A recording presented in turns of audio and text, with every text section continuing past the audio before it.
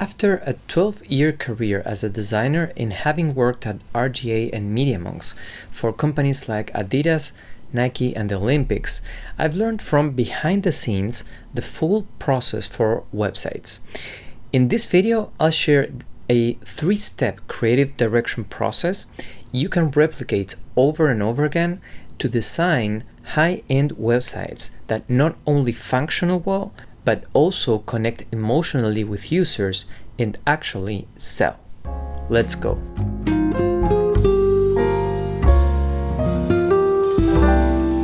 Hello my friend, if you're new to the channel, welcome. My name is Adrian Somoza and I focus on helping freelance web designers grow their talent and charge what they are worth. Before we dive in, I prepared a list of questions that you will want to use for the first step of this process. So the link is going to be in the description, grab it there. Now let's dive in. Before we cover the steps that you need to take, I want to preface this with 2 principles to bear in mind. Okay, principle number 1 is features don't sell, stories do. I remember when I was working on a project with the executive creative director at MediaMonks, Yuka Vermans, and I had done a website that was kind of nice and checked all the boxes, so to speak, but it was a bit features based. And he said something to me that stuck to this day. Adrian, technically this website looks nice, but features don't sell, stories do. My brain exploded. This is one of the biggest mistakes we make as web designers, focusing too much on features when presenting a client's business through their websites, right? Designing a website for them. Don't get me wrong, features have their place, but they don't sell. Stories are the ones that sell. Okay, so here's why. People don't buy with logic. They buy with emotion. When you focus your design on how a product or service has changed someone's life, solved a problem, or delivered a transformation, you connect on a deeper level with the audience. And it's not just about the stories of users. Sometimes it's the story of the founder, why they started the business, the struggles they overcame, the passions behind the brand. And that sometimes can be the most powerful story that connects with their audience. Now, principle number 2 is any creative process starts with words. Ancient scripture says, in the beginning was the Word. That means that the first creative act began with words. God called things into existence with words. Now, I'm not asking you to believe that, but one thing's for sure. Every creative direction process starts with words. We shape our decisions with words first, defining goals, clarifying brand messages, outlining the story.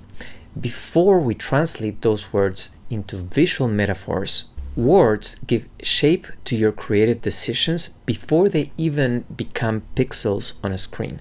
And a big problem I see beginner level designers make, they focus too much on the visuals and they forget completely about the words, about defining the goals, about clarifying the brand messages and all that I mentioned before. So bear those 2 principles in mind, okay? And let's jump into step number 1. Diagnose the problem. How can you build a website that actually solves your client's problems and resonates emotionally with their audience? Well, at the core of it all, design is solving problems. It's thinking made visual. So before you can design a compelling story, you need to understand what problem the client's business actually solves. Most designers jump into colors, typography, and layouts, but the real secret to creative direction is diagnosis. Think of yourself like a doctor, okay? You wouldn't prescribe medicine before understanding the symptoms, right? The same applies to design. Ask the right strategic questions to understand the business problems and goals that your clients have. For example, what transformation does the product or service bring to the client's customers? What stories are customers telling about their experience? what's the founder's story? Why did they start their business, and what makes it different from any other business in the same industry? So this step builds the foundation for a website that's not just visually appealing, but emotionally resonant and extremely unique. Now remember, I prepared a full list of the questions that I would ask my clients to understand this type of things. So some of them are very specific to the sales call, but many of them will allow you to better understand your client's business. Grab it today, the link is going to be below, and start leveling up your design decisions. Now, once you know exactly what the problems are, step 2 is prescribe the solution. How do you take what you've learned and translate it into design that actually works? Let's talk about that. So once you've diagnosed the problem, it's time to recommend the solution. This is where you move from insights into action.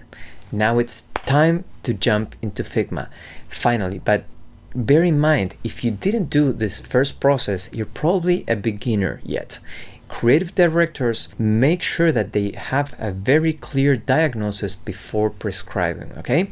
So in this step is where you define the tone of voice that matches the brand's identity. And then you decide how to showcase real life stories, both the founders and the customers, instead of just listing features, okay? And then you map out how to weave those stories throughout the size key pages, okay, or modules of the landing page. Remember, features alone don't build trust, but stories, real experiences, and personal journeys do. Make sure every decision here supports the narrative and speaks to your audience's emotional needs. But how do you actually come up with a concept, right, that kind of weaves the story together in the homepage, okay, or in the website? Like I said, it starts with words and searching for ideas that bring the brand's story to life. Here are 3 ways I like to find concepts, okay?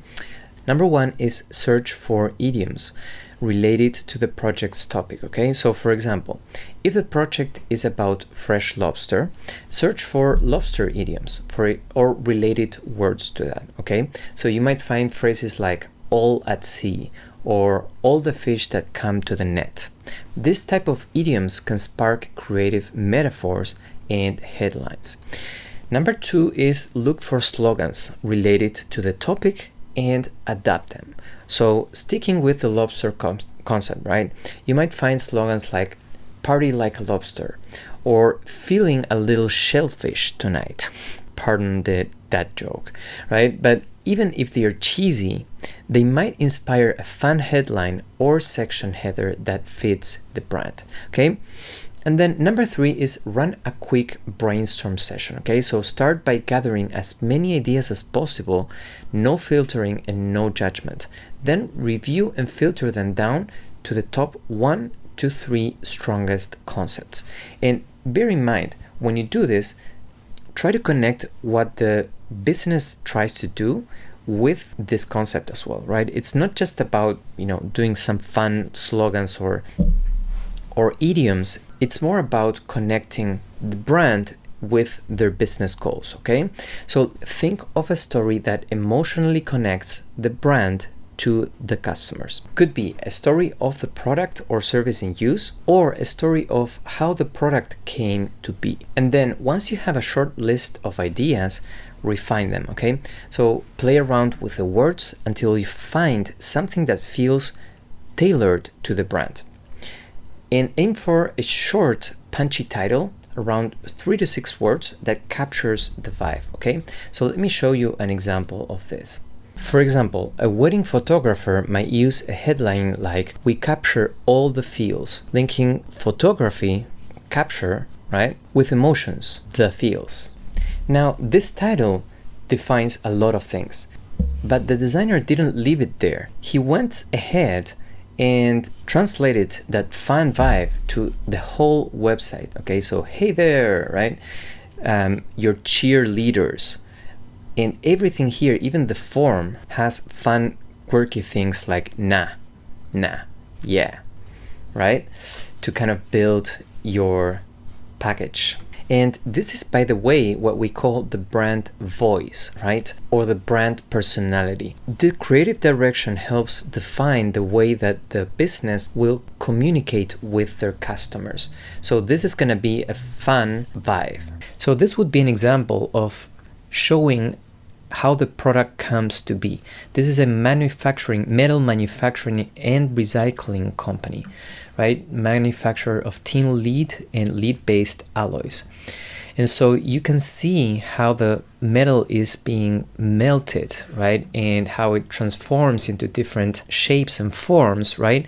And the facility of this company right from the start. And even though could be a boring company to design a website for, I try to find excuses to show the facilities, show the process, show the behind the scenes of this company. Now, one idea that I had for this website that we didn't have the opportunity to make because there wasn't enough budget for it was to create an immersive experience where you could tour the facility and kind of have hotspots as you scroll that come up with different explanations in the step-by-step process to see the metal coming like in its raw form and going through the process of melting and then giving it a shape and then selling it, right? Shipping it.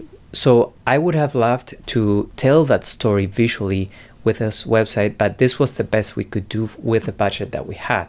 Still, I think the background video turned out pretty nice, and you can see in this video in itself, in the hero, you can see the story of the company by watching the process of how they work. Now, an adventure apparel brand might tell a story of an expedition to the Arctic.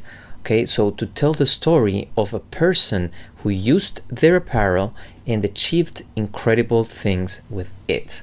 Now, I think this is probably one of my favorite websites of all time, and it's for the brand Mammut. Now, if you take a look at the actual Mammut website, you will see that they have a whole e-commerce for their products, right? Like a traditional one. But they created this Mammut Expedition website as a landing page that kind of tells a story and drives user through the story of Danny Arnold to show the products in use. And I think this is one of the most well done landing pages I've seen. They're constantly selling you the products, but in a smart way, because they're showing the products in use through stories, through real life stories of people like Danny Arnold that went to the Arctic and actually used their products. And then you can actually buy this product. So you can click here on this icon and shop for the products within this image, right? Now, the power of this approach is that it lets you create a consistent narrative, one that ties together headlines, copy, visuals, and even microcopy like CTAs or form inputs like I showed you on the photographer website, right? When you build a narrative, you transform a website from a digital brochure just showing information into a brand experience that people connect with on an emotional level. Don't forget to grab the whole list of strategic questions in the link below that you can ask your clients to diagnose and give depth and strategy to your design decisions. That's it for today. Don't forget to give it a like, subscribe, and as always, my friend, let's bridge the gap one pixel at a time.